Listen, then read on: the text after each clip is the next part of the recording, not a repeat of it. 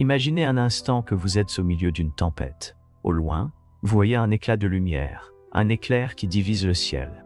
Cette lumière représente ce que vous désirez, ce que vous aspirez à atteindre. Mais la tempête, cette tempête, c'est vous, c'est votre esprit, vos peurs, vos insécurités. C'est dans ce chaos que l'univers commence à vous mettre à l'épreuve. Car Carl Gustav Jung, l'un des pères de la psychanalyse, croyait que notre conscience était profondément entrelacée avec le cosmos.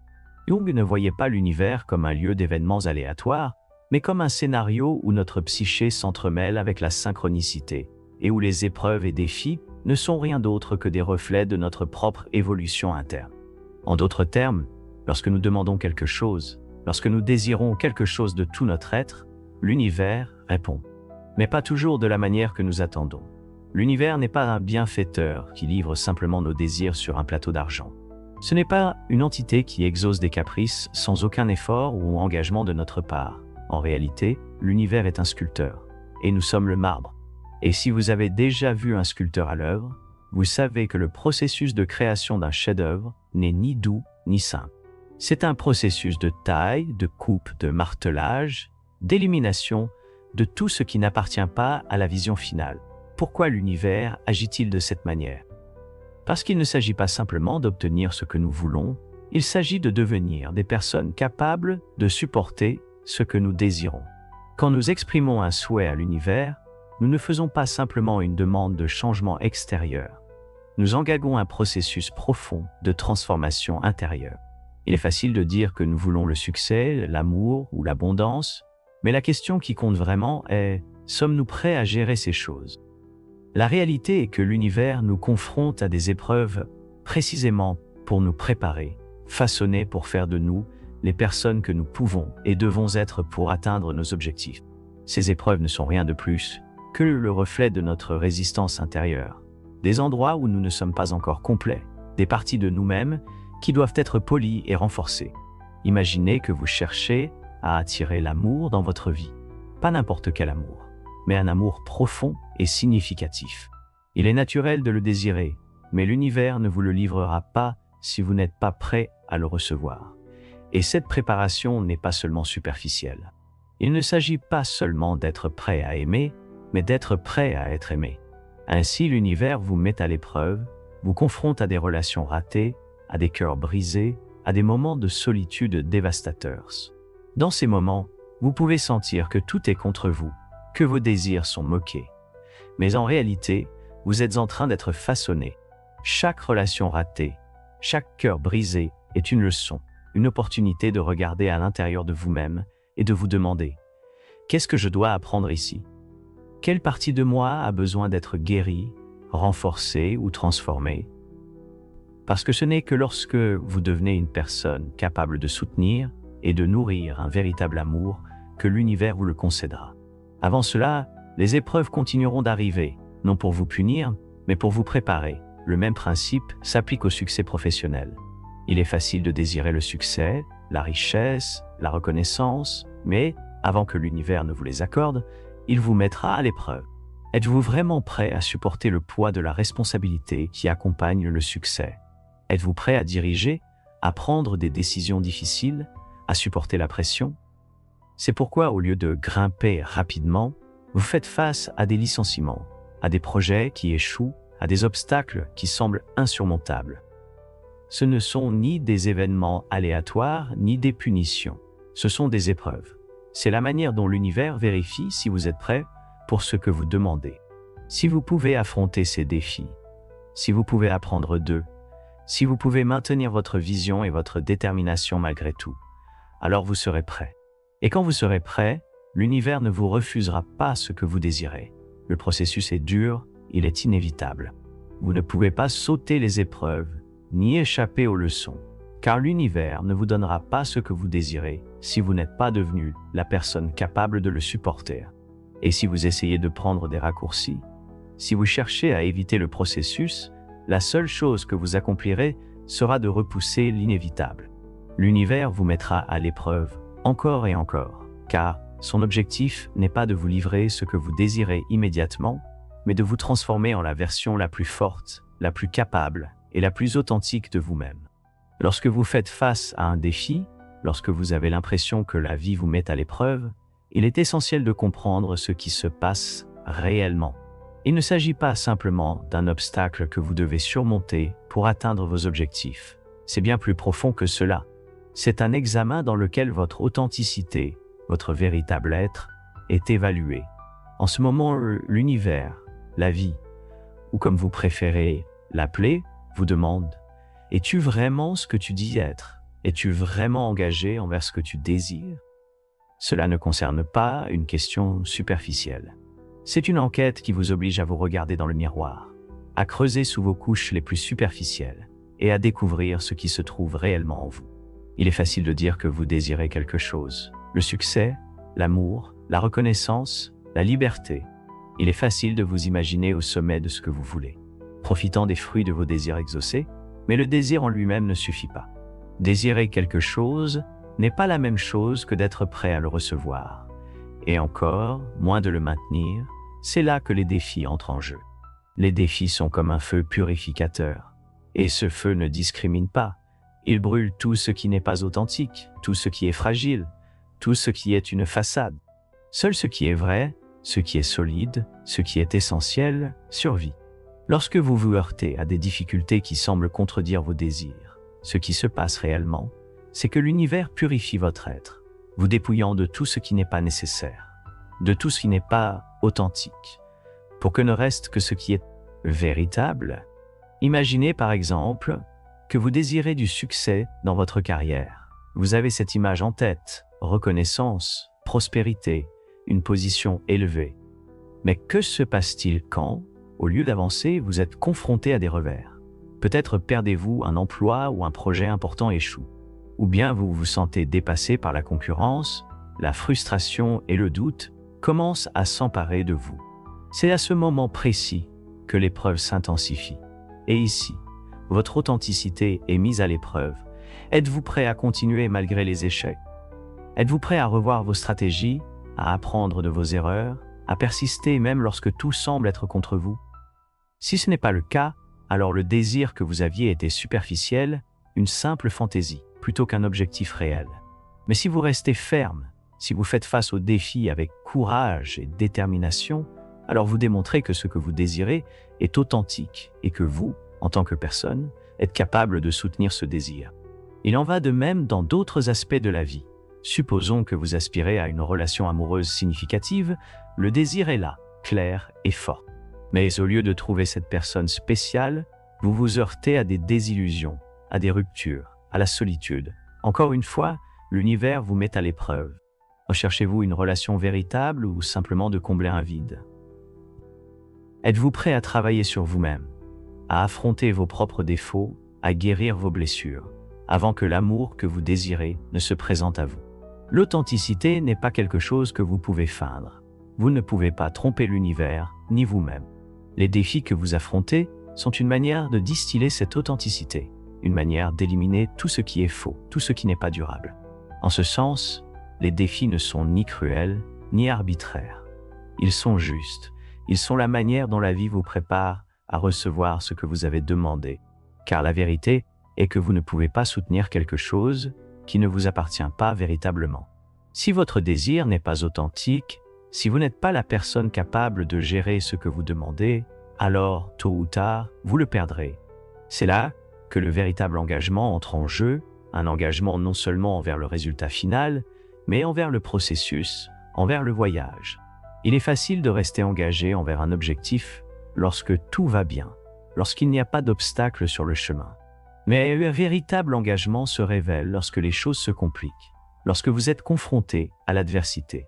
C'est dans ces moments-là que vous décidez de continuer ou de renoncer. L'engagement authentique implique d'être prêt à faire le travail intérieur nécessaire, à affronter vos peurs, vos insécurités, vos limites. Cela implique d'être prêt à grandir, à devenir la personne capable de soutenir ce que vous désirez. C'est le véritable but des défis, non seulement évaluer votre authenticité, mais aussi vous aider à la développer, à la renforcer. La transformation intérieure n'est pas un processus simple ni linéaire. C'est un voyage profond, souvent douloureux, qui implique de faire face aux aspects les plus sombres et les plus cachés de votre être. Pour attirer l'abondance, vous devez d'abord examiner votre relation avec l'argent. Quelles croyances avez-vous héritées sur la richesse? Quel comportement avez-vous appris au cours de votre vie, peut-être dès votre plus jeune âge? Avez-vous été conditionné à croire que l'argent est rare, que la richesse est réservée à quelques privilégiés ou que la richesse est moralement discutée? Ces croyances limitantes sont comme des ancres qui vous maintiennent piégés dans un cycle de rareté. Peu importe combien vous désirez la prospérité, l'univers, dans sa sagesse, ne vous donnera pas ce que vous désirez tant que vous n'êtes pas prêt à le gérer. Gérer l'abondance signifie transformer ces croyances limitantes, les affronter de front et les démanteler. Peut-être serez-vous confronté à des difficultés financières qui vous obligeront à réévaluer votre relation avec l'argent. Ces expériences peuvent être douloureuses, mais elles sont nécessaires. Ce sont des leçons déguisées, des opportunités pour que vous développiez une mentalité d'abondance. Ce processus de transformation intérieure implique également de surmonter la peur de la rareté, la peur de perdre ce que vous avez, la peur de ne pas être assez bon pour mériter plus. La peur est un obstacle majeur sur le chemin de la manifestation, car elle maintient votre énergie bloquée dans un état de contraction plutôt que d'expansion. L'univers vous mettra au défi, vous plaçant dans des situations où vos peurs seront activées, car ce n'est qu'en les affrontant que vous pourrez les surmonter. Peut-être perdrez-vous de l'argent dans un investissement raté, ou peut-être que votre entreprise ne connaîtra pas le succès que vous attendiez.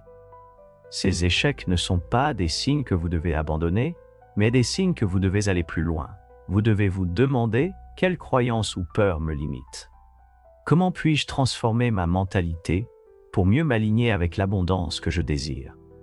La transformation intérieure ne s'arrête pas à l'argent. Elle englobe tous les aspects de votre vie. Si vous désirez l'amour, par exemple, il ne suffit pas de souhaiter un partenaire idéal.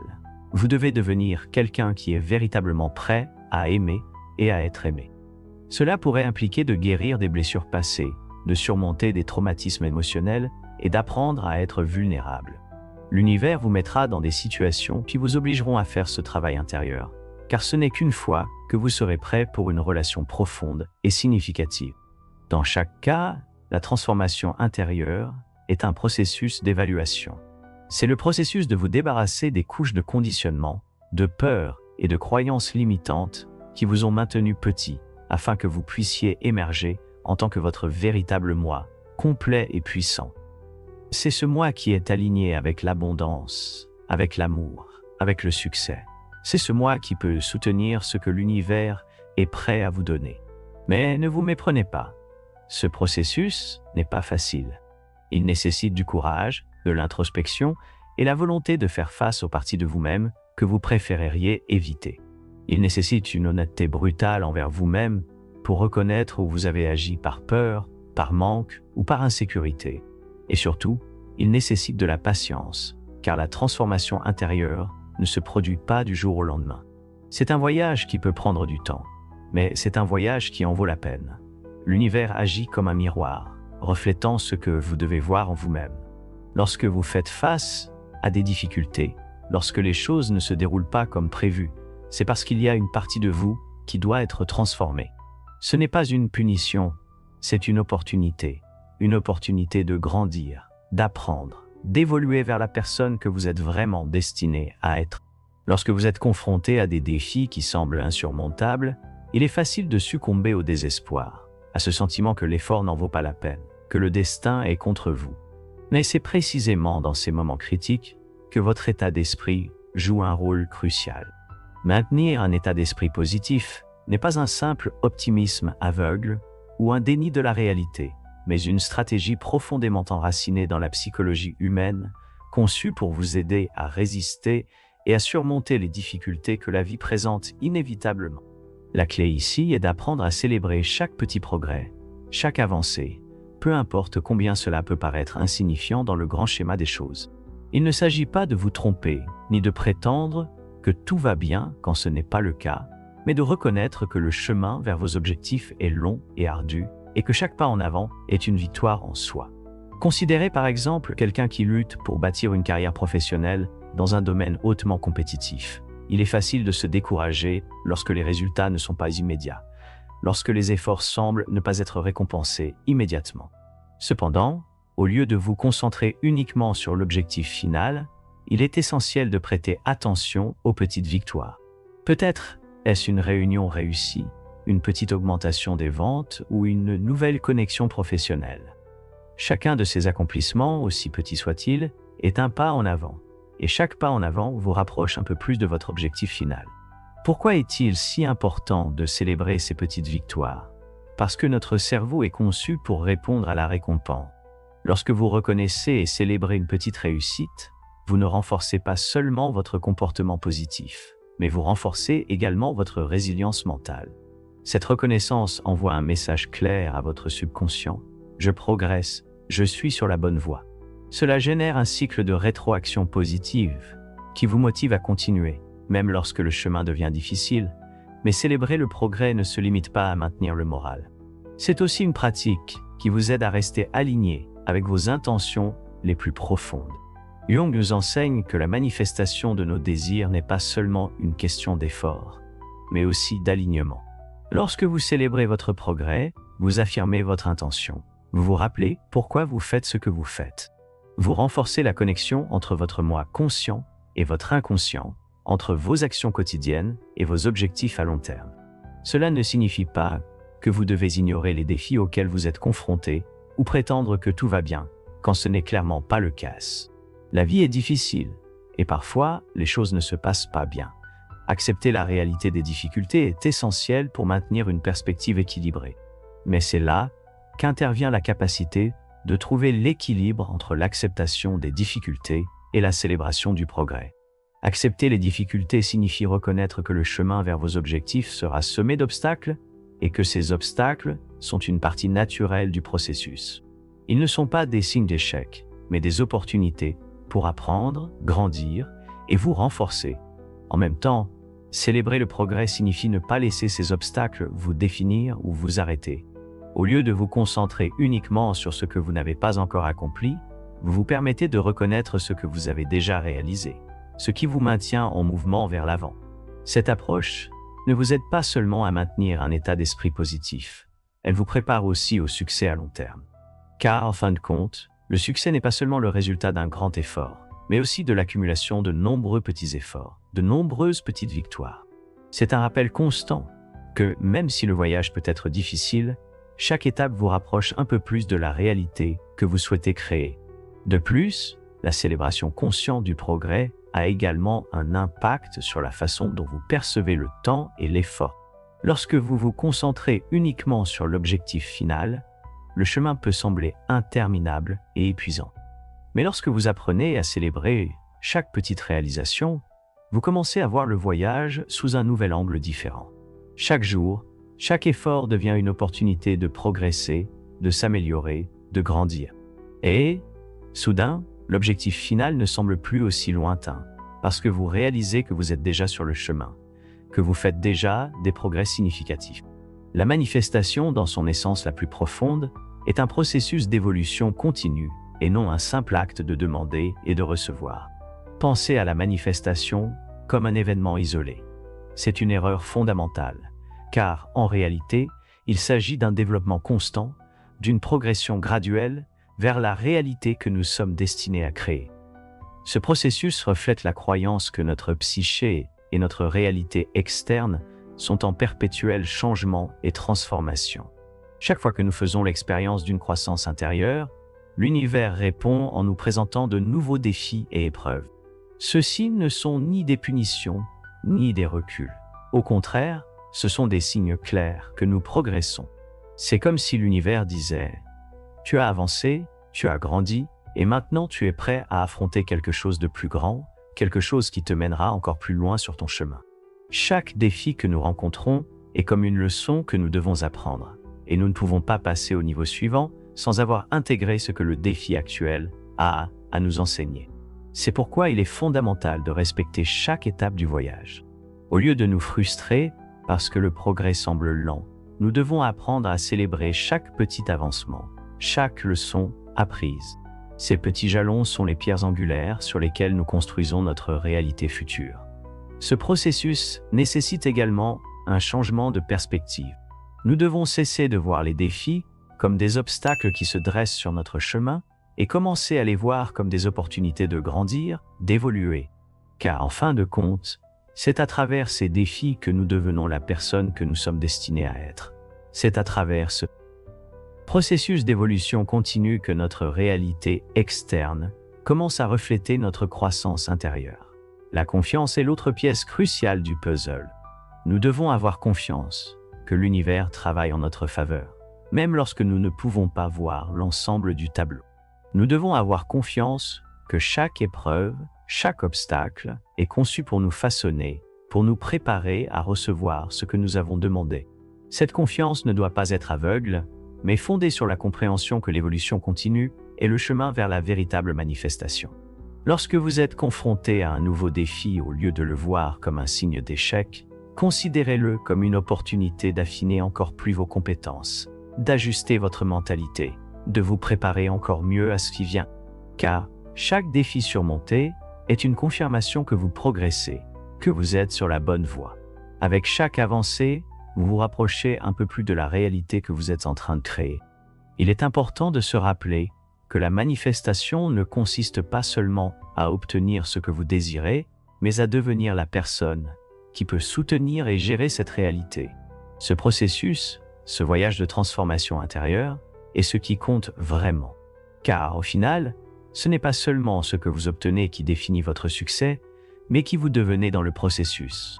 L'évolution continue nous rappelle que nous n'atteignons jamais un point final. Il y a toujours plus à apprendre, plus à grandir, plus à découvrir, et c'est ce qui rend le voyage si précieux. Chaque étape du chemin a quelque chose à nous enseigner, quelque chose qui nous prépare pour la phase suivante.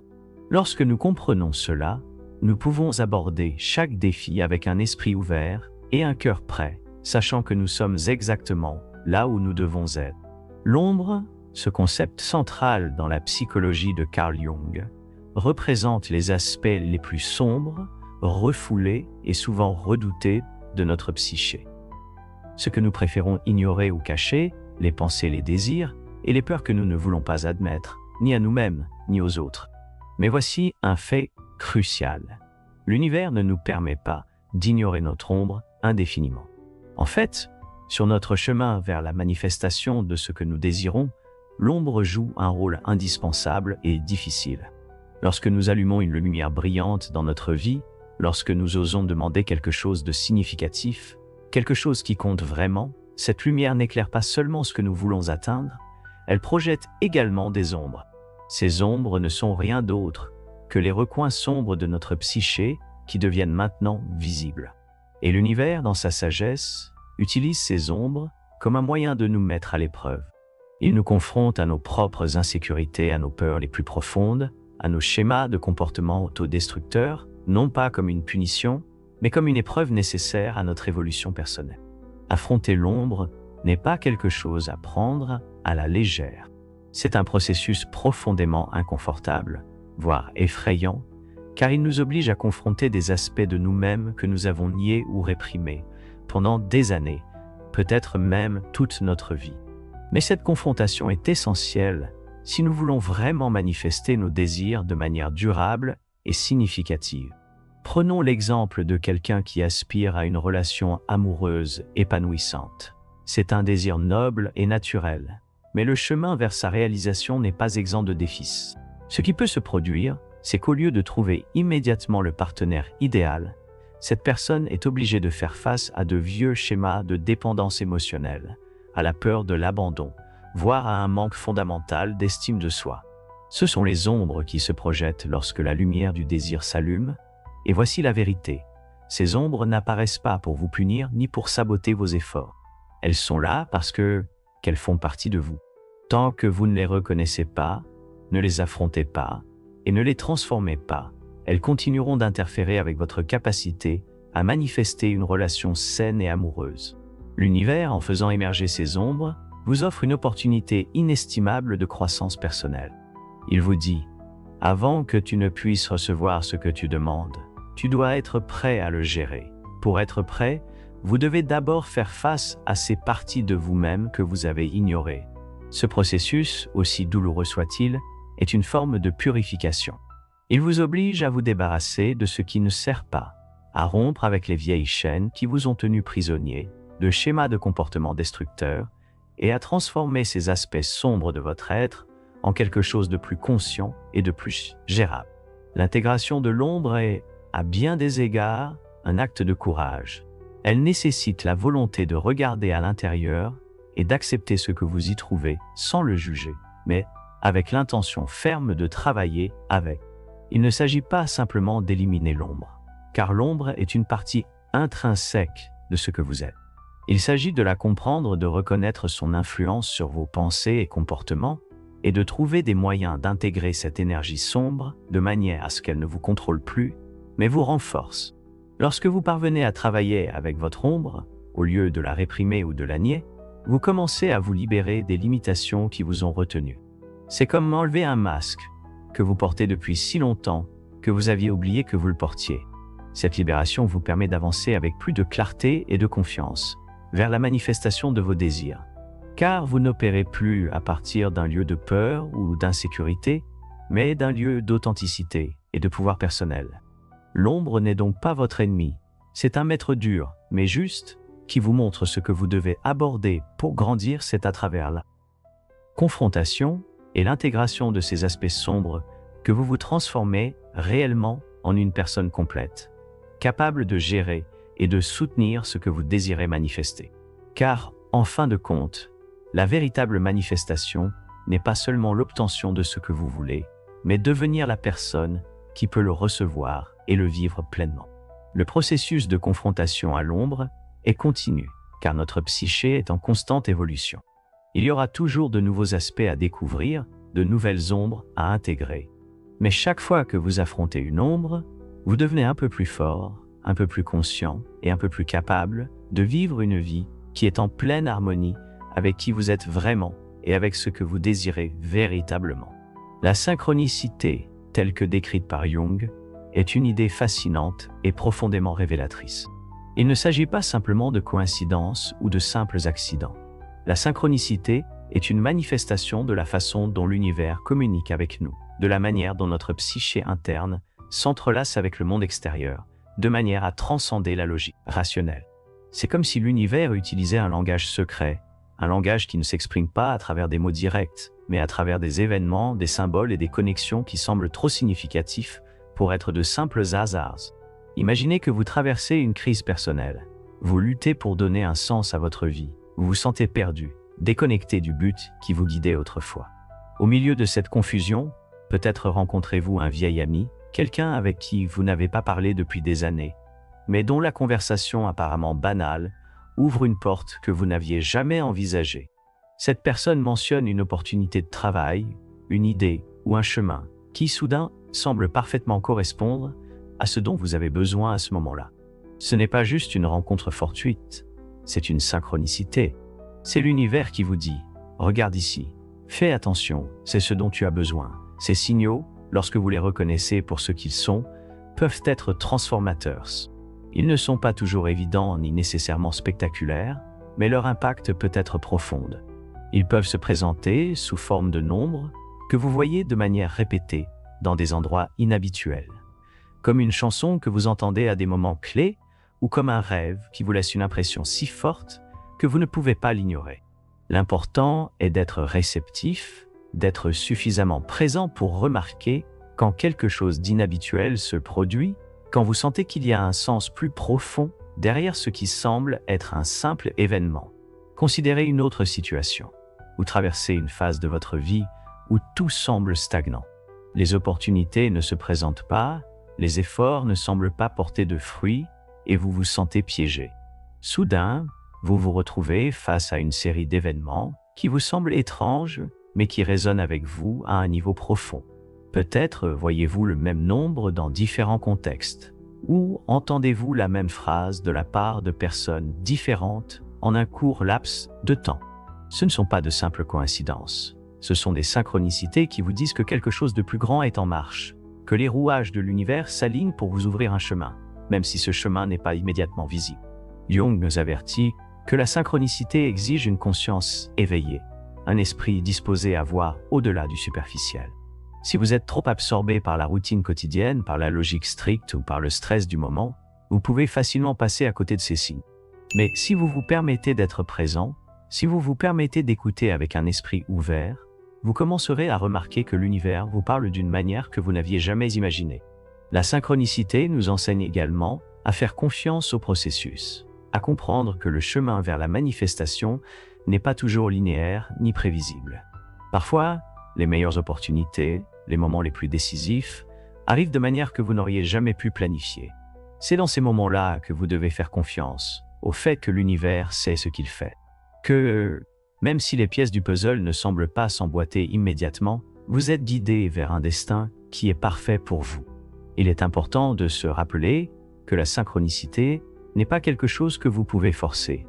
Vous ne pouvez pas faire en sorte qu'elle se produise, ni dicter comment elle se manifestera dans votre vie. Ce n'est que lorsque vous vous alignez avec le flux naturel de l'univers que vous vous connectez à un niveau de réalité qui est beaucoup plus profond et significatif que ce que vous auriez pu imaginer. La loi de la polarité est l'un de ces principes fondamentaux qui, lorsqu'ils sont compris et acceptés, changent complètement votre perspective sur la vie et la manifestation. Jung la comprenait profondément, car il reconnaissait que l'existence elle-même est imprégnée de dualité, lumière et obscurité, conscient et inconscient, bien et mal. Il ne s'agit pas simplement de forces opposées qui s'affrontent, mais d'aspects complémentaires qui ensemble forment un. Ce principe n'est pas seulement philosophique, il a des implications pratiques dans chaque aspect de nos vies, en particulier dans le processus de manifestation. Lorsque vous désirez quelque chose, vous activez une énergie puissante. Vous allumez une étincelle en vous qui commence à attirer ce que vous désirez. Mais ce que beaucoup de gens ne comprennent pas, c'est qu'en allumant cette étincelle de désir, vous activez également son contraire. C'est comme une balance qui, en s'inclinant d'un côté, affecte inévitablement l'autre. Ce n'est pas un défaut du système. C'est une caractéristique fondamentale de la façon dont l'univers fonctionne. La polarité garantit que l'équilibre est maintenu. Nous ne nous laissons pas emporter par un seul aspect de la réalité, mais nous intégrons les deux. Par exemple, si vous désirez l'abondance financière, vous pourriez vous attendre à ce que le chemin vers elle soit linéaire, plein d'opportunités et de succès. Mais ce qui se produit souvent, c'est le contraire. Vous rencontrez des moments de rareté, d'épreuves, qui vous poussent à vos limites. Ce n'est pas une contradiction, ni un signe que vous êtes sur la mauvaise voie, c'est la manifestation de la polarité. La rareté que vous expérimentez est une invitation à explorer votre relation avec l'argent, à affronter vos peurs de manquer et à surmonter des croyances limitantes que vous ne saviez peut-être même pas que vous aviez. C'est dans ces moments d'obscurité, de doute et de peur que se forge réellement le caractère. Si vous ne vous concentrez que sur la lumière, sur le positif, et que vous évitez de regarder l'obscurité en face, vous vous refusez la possibilité de grandir et de guérir.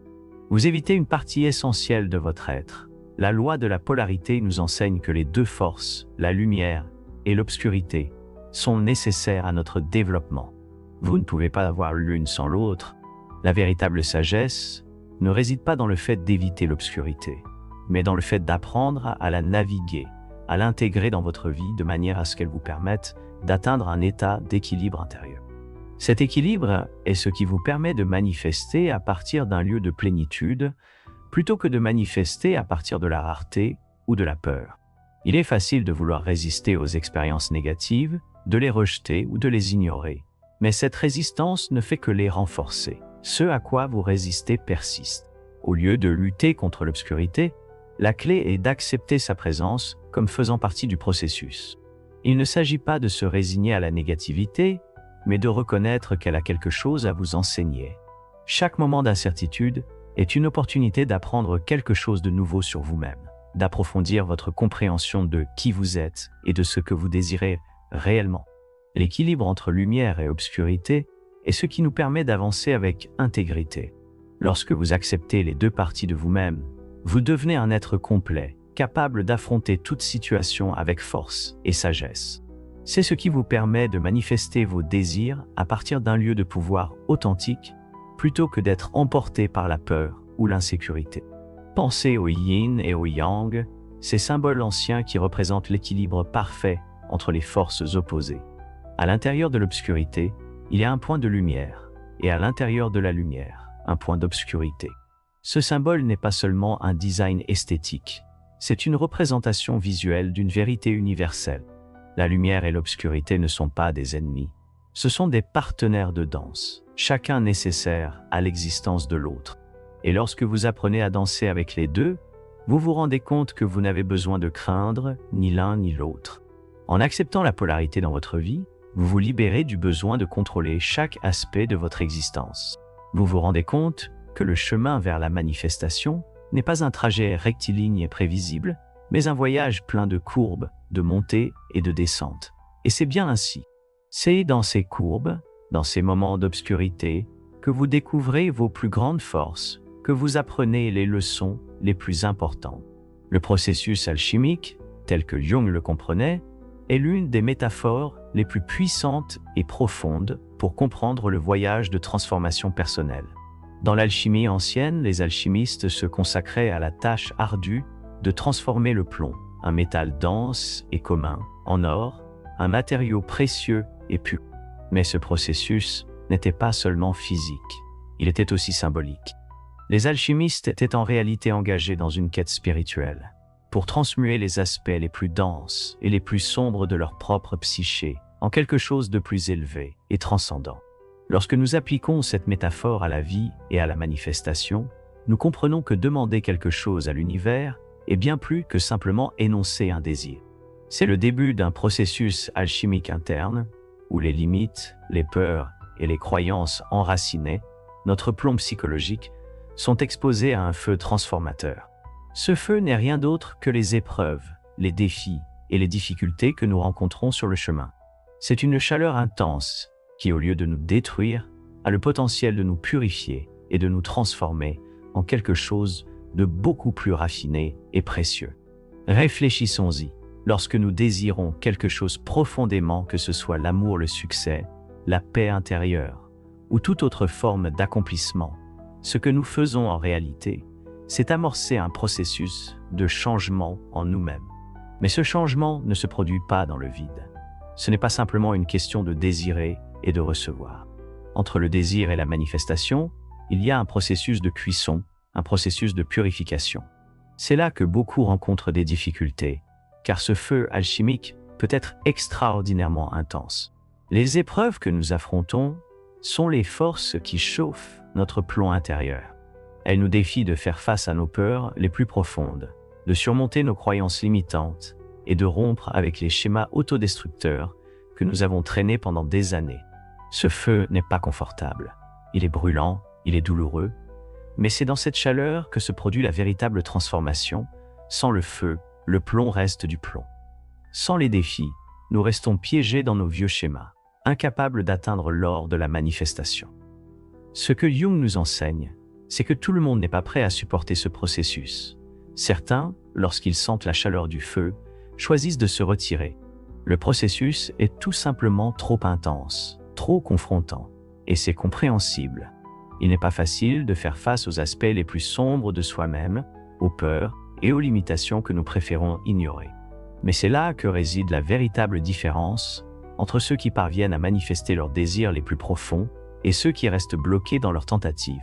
Ceux qui persistent, ceux qui sont prêts à supporter la chaleur, à affronter la douleur, sont ceux qui connaissent la transmutation finale.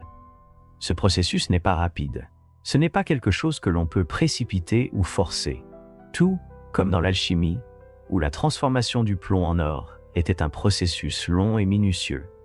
La transformation intérieure nécessite également du temps, de la patience et une volonté inébranlable. Chaque épreuve, chaque défi, chaque moment de doute et de souffrance est une partie essentielle de ce processus. Sans eux, il n'y a pas de changement. Sans eux, le plomb ne devient jamais de l'or. Imaginez un instant que vous avez demandé à l'univers du succès dans votre carrière. Mais au lieu d'une promotion immédiate ou de reconnaissance, vous vous trouvez confronté à des obstacles, à des échecs et peut-être même à l'humiliation. Le feu du processus alchimique brûle, vous forçant à garder à l'intérieur, à affronter vos insécurités, à questionner vos motivations et à redéfinir ce que le succès signifie réellement pour vous. Si vous persévérez, si vous supportez la chaleur et apprenez de ces épreuves, vous émergerez avec une nouvelle compréhension de vous-même et de votre but.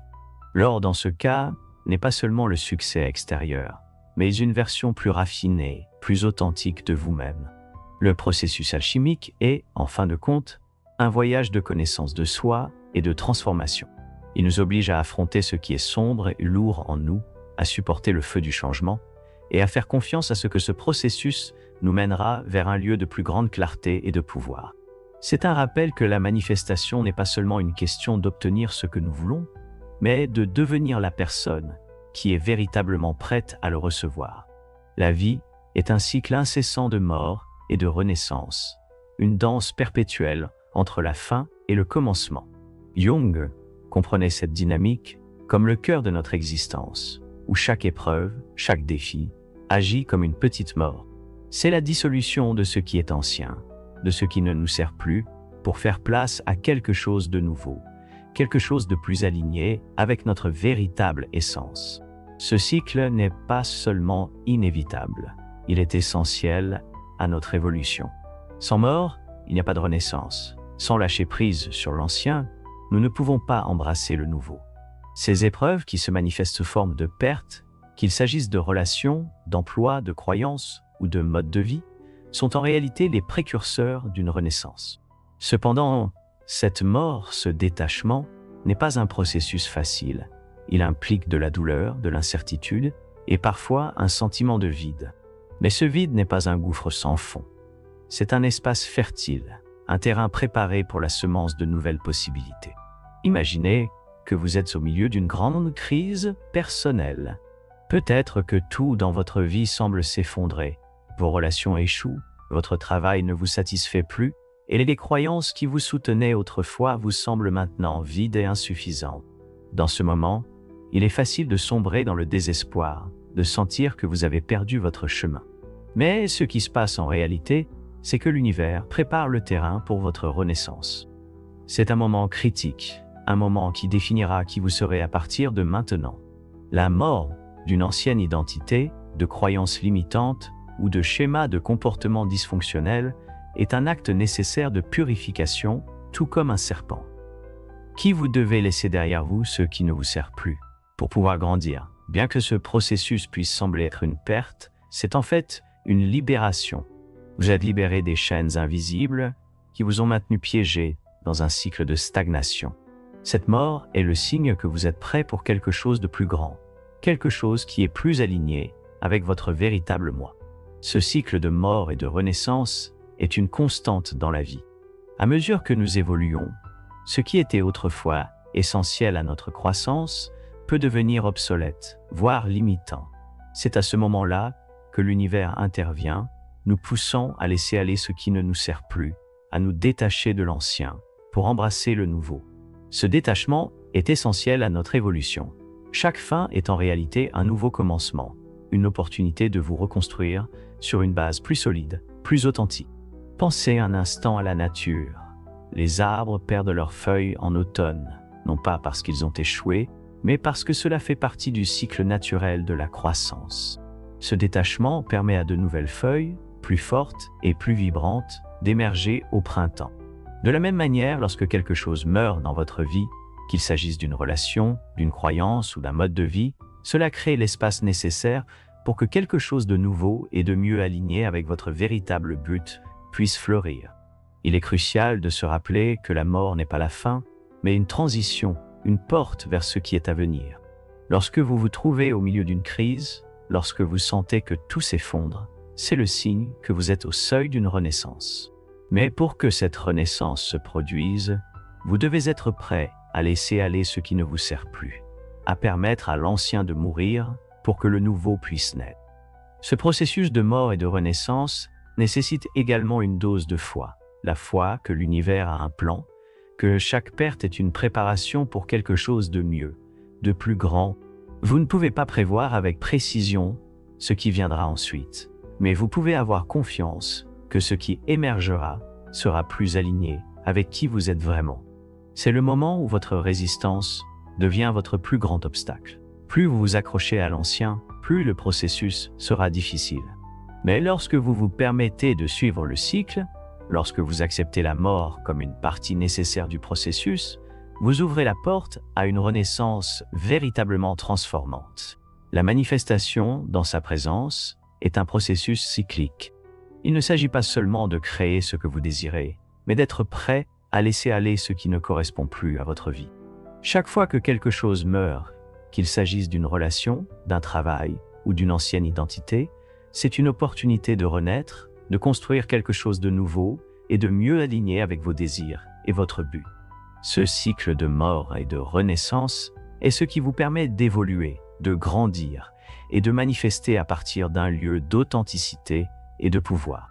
À travers l'œuvre de Carl Jung, nous comprenons que les épreuves de l'univers ne sont ni des punitions, ni des obstacles aléatoires, mais plutôt des étapes nécessaires dans notre cheminement vers la transformation personnelle et l'authenticité. Jung croyait que ces défis étaient intrinsèquement liés à notre psyché et servaient de catalyseur pour une croissance plus profonde et plus significative.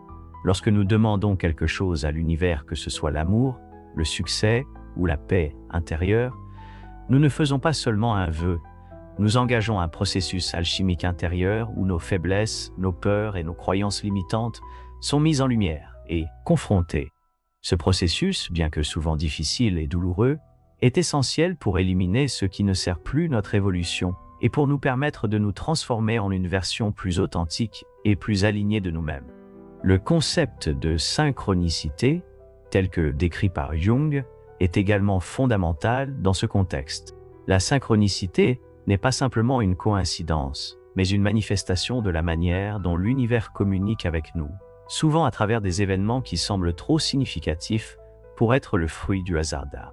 Ces moments de synchronicité sont des signaux que l'univers nous envoie pour nous guider, pour nous indiquer que nous sommes sur la bonne voie ou pour nous rappeler d'ajuster notre trajectoire. L'intégration de notre ombre, cet aspect de nous-mêmes que nous préférons souvent ignorer ou réprimer, est une autre partie essentielle de ce voyage de transformation. Jung croyait que, pour atteindre une véritable plénitude et manifester nos désirs les plus profonds, nous devions confronter et intégrer ces aspects sombres de notre psyché. Ce n'est qu'en acceptant et en travaillant avec notre ombre que nous pouvons devenir des êtres grey, capables de maintenir et de soutenir ce que nous souhaitons manifester dans notre vie. En fin de compte, la manifestation n'est pas seulement une question d'obtenir ce que nous voulons, mais de devenir la personne qui est prête et capable de recevoir ces bénédictions. C'est un voyage de transformation continue où chaque épreuve, chaque défi, chaque moment de doute ou de peur est une opportunité de croissance. À travers ce processus, nous nous rapprochons de notre véritable essence, de notre moi authentique, et nous devenons capables de créer une vie qui est en alignement avec qui nous sommes vraiment. Cette compréhension de la manifestation comme un processus de transformation personnelle profonde est ce qui rend l'œuvre de Jung si puissante et pertinente. Elle nous rappelle que la vie est un voyage d'évolution constante, où chaque étape, chaque obstacle, chaque victoire nous mène vers une plus grande compréhension de nous-mêmes et de notre place dans l'univers.